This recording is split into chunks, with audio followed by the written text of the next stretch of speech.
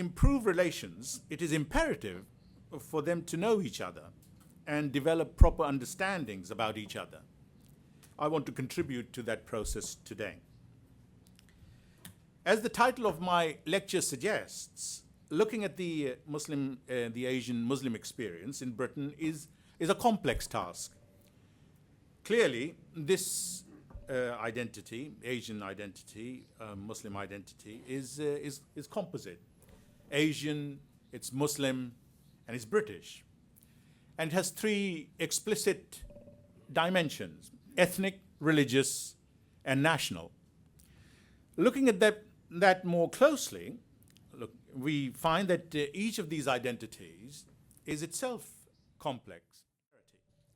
For them, 21st century Britain, I'm talking mainly about Britain here, it almost seems like a foreign country, a direct consequence of it becoming a multicultural and multi-faith community.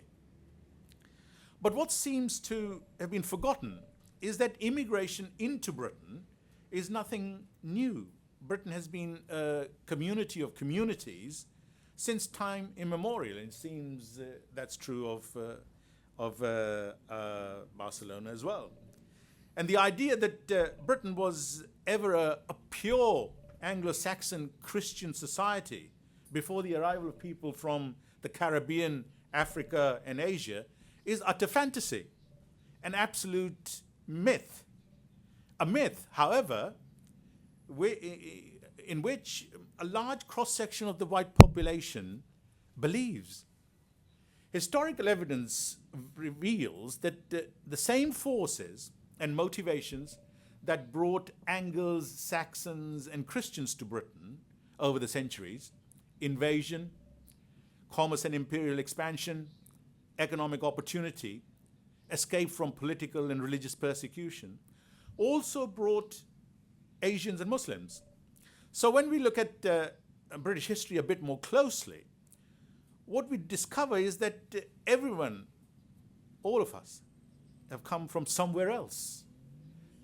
And that those who claim it's my country, so I have a greater claim than the immigrant, are very often themselves the descendants of immigrants who may have arrived and settled a few generations and territory. By identifying with global Islam, some Muslims are able to see themselves as part of a potentially powerful global community rather than perceiving themselves as second-class citizens in Britain. While many British Muslims have demonstrated their commitment to the principles of a democratic, pluralist state and society, others, I emphasize, albeit a very marginal group, completely reject the democratic system as un-Islamic and participation in it as forbidden. Re-Islamized, born again, their sense of belonging to the global Muslim network, the Ummah, is empowering in an environment where they see themselves as part of a maligned minority. The knowledge that they can make an impact on events persuades a small proportion to engage with the concept of violent jihad.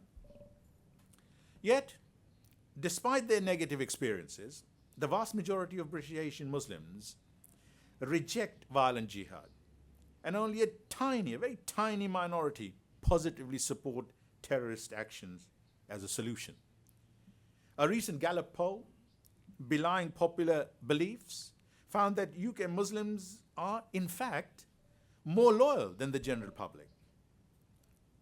57% of those Muslims polled said that they identified strongly with their country, compared with 48% of the general public.